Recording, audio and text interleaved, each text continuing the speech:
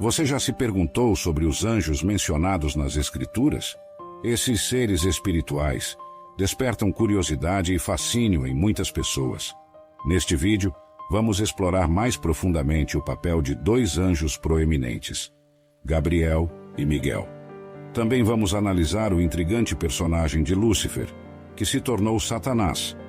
Prepare-se para descobrir mais sobre esses seres celestiais e sua importância nas narrativas bíblicas. Quem são os anjos? A primeira pergunta que surge é: quem são os anjos? Vamos recorrer às Escrituras. Quando estudamos o Antigo Testamento, por exemplo, descobrimos que os anjos são mencionados 108 vezes. Os anjos intercedem nas vidas dos patriarcas Abraão e Jacó, como mostra o livro de Gênesis. No livro de Êxodo, Moisés também encontrou anjos durante o período de peregrinação no deserto. Êxodo 14, versículo 19 diz: Então, o anjo de Deus, que ia adiante do exército de Israel, se retirou e ia atrás deles. Também a coluna de nuvem se retirou de diante deles e se pôs atrás deles.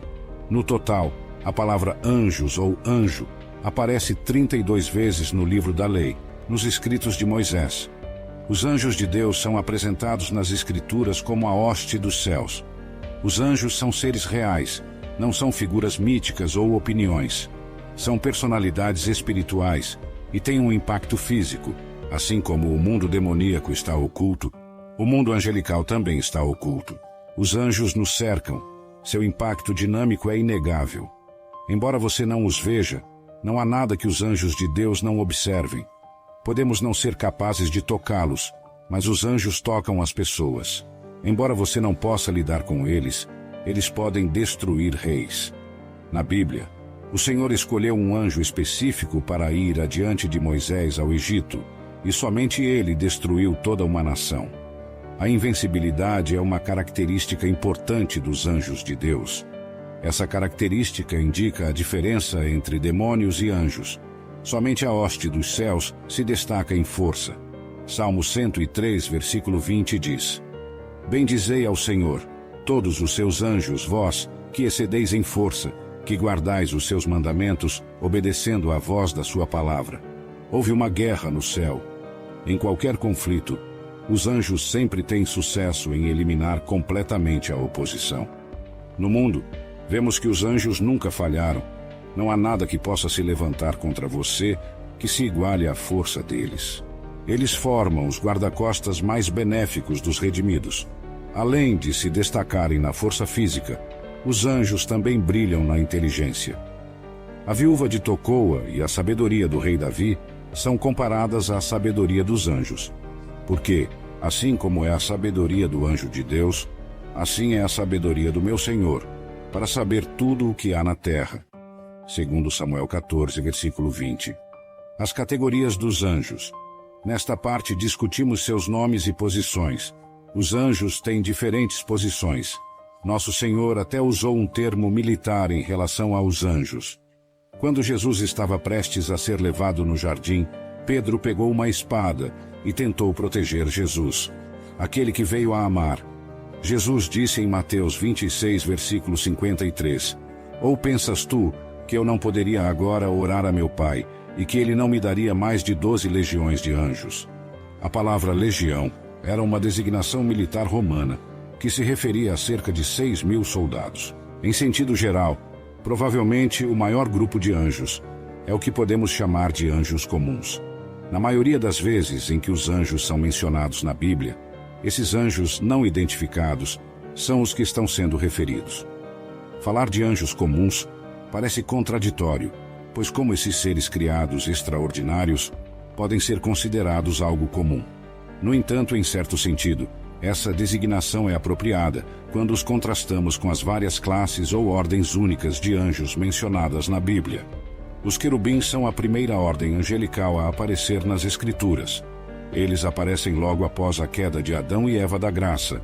Gênesis 3 relata os eventos no Jardim do Éden. Adão e Eva poderiam ter estendido suas mãos e também ter comido da árvore da vida e vivido para sempre. Depois de violar o mandamento de Deus de não comer da árvore do conhecimento do bem e do mal, Adão e Eva tiveram que ser expulsos do paraíso terrestre. Então o Senhor Deus os expulsou do jardim do Éden para trabalharem o solo. Após terem sido expulsos, o que teria impedido Adão de retornar ao jardim e desobedecer a Deus novamente? Gênesis 3, versículo 24, diz que após expulsá-los, o Senhor Deus colocou poderosos querubins a leste do jardim do Éden, juntamente com uma espada flamejante que se movia para proteger o caminho para a árvore da vida. Teria sido uma situação terrível se Adão tivesse provado da árvore da vida, e assim sido confirmado para sempre em sua natureza caída. Por isso, Deus enviou uma guarda de querubins para proteger o acesso à árvore e impedir que isso acontecesse. Curiosamente, a aparição subsequente dos querubins na palavra de Deus está relacionada à recuperação do que foi perdido. Moisés recebeu instruções claras e específicas sobre como fazer diversos objetos que seriam usados no tabernáculo, conforme descrito em Êxodo 25. O primeiro objeto mencionado foi o propiciatório e a Arca da Aliança, onde Deus prometia encontrar-se e comunicar-se com Moisés. E o que Deus escolheu para colocar sobre o propiciatório? Ele escolheu imagens dos querubins em ouro. Veja a interessante descrição que Deus deu a Moisés em Êxodo 25, versículo 18 e 20. Farás também 2 querubins de ouro batido os farás nas 2 extremidades do propiciatório. Farás um querubim na extremidade de uma parte, e o outro querubim na extremidade da outra parte. De uma só peça com o propiciatório, fareis os querubins nas 2 extremidades dele. Os querubins estenderão as suas asas por cima, cobrindo com elas o propiciatório. As faces deles uma defronte da outra. As faces dos querubins estarão voltadas para o propiciatório. Serafim. Um grupo diferente de anjos, que é especificamente mencionado, são os serafins. A palavra serafim, em hebraico, significa queima ou ardente. O capítulo 6 de Isaías descreve os serafins. O profeta Isaías registrou sua gloriosa visão com as seguintes palavras: No ano em que morreu o rei Uzias, eu vi o Senhor assentado sobre um alto e sublime trono, e as abas de suas vestes enchiam o templo. Serafins estavam por cima dele. Cada um tinha 6 asas, com 2 cobriam o rosto, com 2 cobriam os pés e com 2 voavam. E clamavam uns para os outros, dizendo: Santo, Santo, Santo é o Senhor dos exércitos. Toda a terra está cheia da sua glória. Isaías reconheceu imediatamente que não tinha direito de estar na presença santa de Deus, e ele confessou isso. Ai de mim!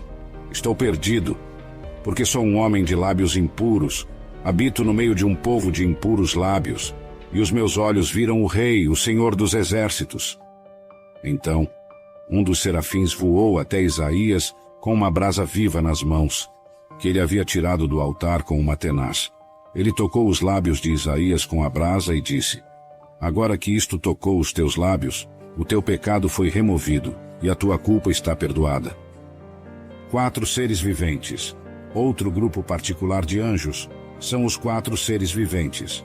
Assim como os serafins, eles possuem 6 asas e estão cheios de olhos ao redor e por dentro. Eles não cessam de proclamar: Santo, Santo, Santo é o Senhor Deus, o Todo-Poderoso, aquele que era, que é e que há de vir. Apocalipse 5, versículos 7 e 19. Os 4 seres viventes são retratados em uma atitude de adoração e louvor, embora em Apocalipse 15, eles também participem do derramamento da ira de Deus sobre as pessoas impenitentes. Arcanjo Miguel. Um cargo angelical especial é o de arcanjo, que é ocupado apenas por um anjo, conforme registrado nas Escrituras. A palavra arcanjo significa príncipe principal, indicando que esse anjo é o mais proeminente de todos os santos anjos. O nome do arcanjo é Miguel, cujo significado é: quem é como Deus? Sempre que ouvimos esse nome, estamos ouvindo uma pergunta: quem é como Deus? Muitas vezes, nas Escrituras, homens que receberam visitas angelicais quiseram adorar a criação em vez do Criador. Então, é maravilhoso e grandioso que o nome do arcanjo Miguel nos convide a direcionar nossa atenção para o Deus Todo-Poderoso. O profeta Daniel nos apresenta a Miguel. Daniel estava orando, e Deus enviou uma resposta por meio de um mensageiro que foi impedido em seu caminho, até que Daniel testemunhasse. Porém, o príncipe do reino da Pérsia me resistiu por 21 dias, mas eis que Miguel, um dos primeiros príncipes, veio para ajudar-me, e eu fiquei ali com os reis da Pérsia. Daniel 10, versículo 13. Portanto, Miguel teve que lutar para garantir a livre passagem da palavra de Deus.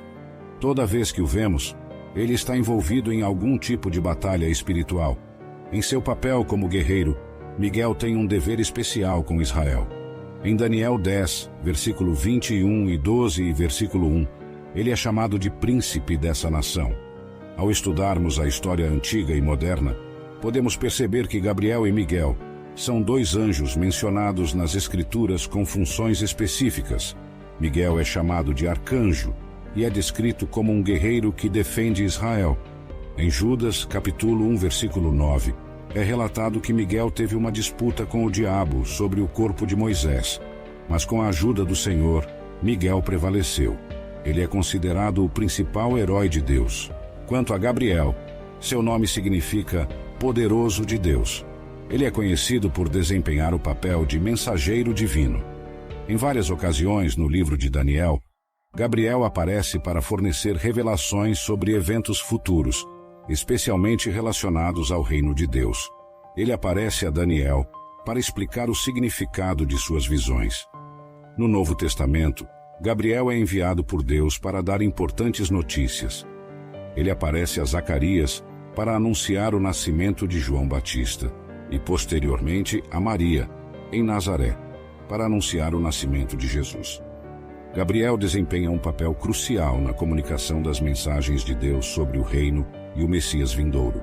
Em relação a Lúcifer, descobrimos em Isaías 14, versículo 12, que esse é o nome original do anjo que se tornou Satanás.